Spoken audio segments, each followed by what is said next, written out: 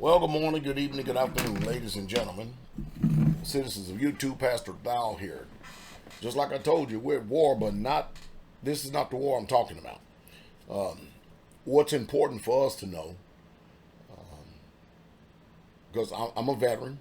I'm a veteran of the United States Army, and I can pretty much, not because I'm a veteran, that I have all this knowledge and wisdom. I can only tell you what I would do.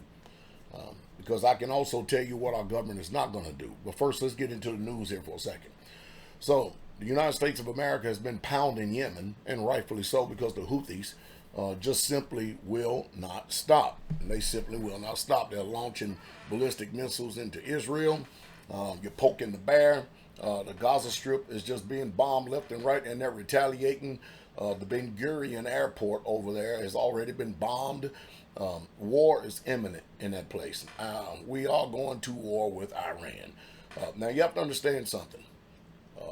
The United States Congress has not declared war in a long time. And this little thing that this little rendezvous we went on in Afghanistan and all around this world and stuff like it, the Congress never declared war. I don't know what's going on nowadays that Congress doesn't declare war, but the president says, okay, we're going to rain down hell, we're going to rain down fire, we're going to shoot you, we're going to get you, all this other stuff, right? Okay, we get that. A lot of people in this world are not taking Trump seriously because they say, okay, he's just a deal maker, not that he's going to do anything. He likes running on a record where there wasn't any war, we could have prevented the war.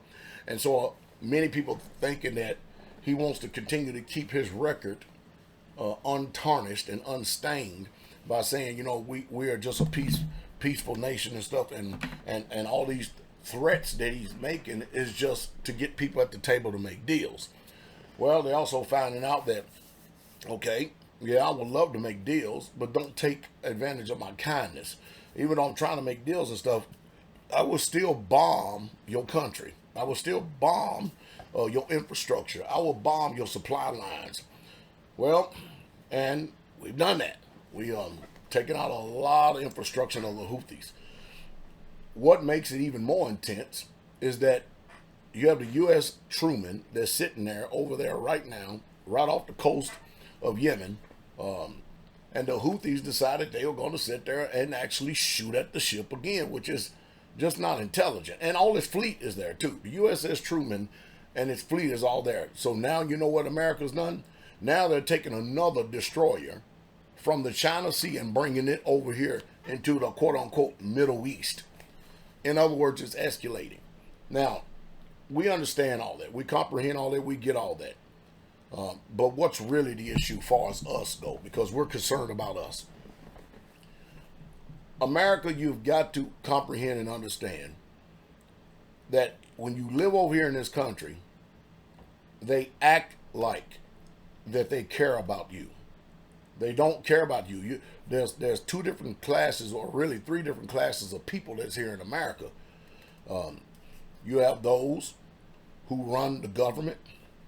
Then you have the rich, and then you have the middle class is almost decimated, and the poor. They won't try to say the middle class, and the majority of the soldiers, or the majority of the people who are going to be fighting this war is coming from the poor and the middle class.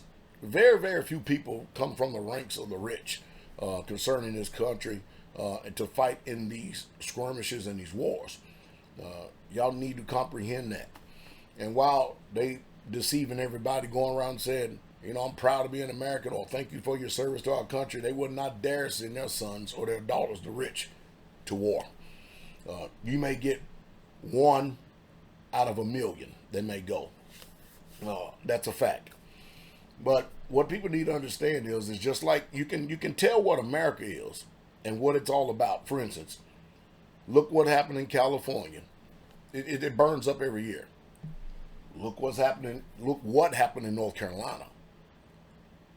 So instead of sending $380 billion to almost $500 billion to fight this war in Ukraine, a country that literally don't give a damn about us, Why not put that into the infrastructure and invest it into the American families that are here in this country today? Why not just do that? Why not rebuild all these places that they say FEMA is bankrupt, that don't have any money and all this stuff? Why not just equally, if not greater, if America is first, why not just put it all into the rebuilding of our country? Well, no. They won't go put it out. They're going to tell you, well, we're doing it for the national defense thing. No, okay, listen. Believe whatever you want, all right? What I'm trying to tell you is that when we start these wars and these skirmishes, I know what everybody's waiting for, the gas prices to come down. It costs money to make Tomahawk missiles and javelins and have a defense system and $100 million drones and matter of fact, the Houthis and all them are claiming that they shot down another $100 million drone. And that ain't chicken feed when you're talking about drones that cost that much money. And in case you don't know, also, they also have drones that are watching us here in America all over the place. We're being surveillanced like never before. I'm not trying to paint some type of gloom and doom thing. I'm just trying to get you to see. It's the same way you go into these court systems. They have a whole total different language. You don't know what the hell is going on unless you learned common language, the common tongue. Unless you understand and comprehend and spend time to immerse yourself in how they're doing this, every single time you go in these court systems, you're going to feel like you're raped. I mean, you don't know this, but I'm going to tell you this, give an example. When you go out to get a traffic ticket, they're not going to tell you when you come into this court system and stuff that that's a criminal offense. Mind you, no one's injured, no one hurt, but they're not going to disclose to you that a speeding ticket is a criminal offense. They're not going to tell you that. You got to go through the gauntlet and learn the hard way before you can actually get it. Well, you can get a lot of stuff dismissed without prejudice. You literally can. But again, are you willing to take the painstaking task to go through this and learn? Most Americans not. They would rather just go ahead and pay the money, get it over with, rather than enduring a grueling 6 to 8 months of coming before them, playing mental gymnastics, because they got time for that. That's what they do every single day. Revenue extractors for the county. In other words, America, wake up. Everything that goes on with you is all about extracting revenue from you. That's all they are. And justice is how much money we can get out of the American people. Let's go back to it again. What you need to do, what Pastor Dowell is suggesting, is that in this time when we see things escalating, you need to start doubling down on your expenditures. You should start stacking up and stocking up on necessities. You should spend a hell of a lot less, and don't even think about spending anything in great excess until you see that we're clear of all this bombing, because as that old song go, bomb, bomb, bomb, bomb, bomb, Iran, it's coming. So when all this money is going out militarily, that means prices of goods and services are going to continue to keep escalating. Listen to Pastor Dowell. Listen to me. Grow a garden. Learn how to can. Remember, the people in the Great Depression that were poor, they didn't even know it was a depression. It was only the people who lived in cities that depended on the trucks running to the cities, depended upon them, called a supply line, to supply products, goods, and services to the stores that suffered. They were the ones in the food lines, government cheese lines, government milk, government crackers, and don't let that be you. Be smart and prepare. And don't wait for the day of calamity and the day of catastrophe to come before you decide to put a defibrillator on your mind and listen, because it's too late then. Do it now while it's easy. Stock up canned goods. Do it go to the co-op. Buy you a 50-pound bag of cracked corn. What you want to do that for? Believe me, you'll eat it too. If it ever gets that bad, you will eat it, I promise you. Because it's the same corn that's in your cans at stores. You will eat it. I'm just trying my best. Now, that's going all the way to the extreme, but it doesn't hurt to be prepared. It just simply does not.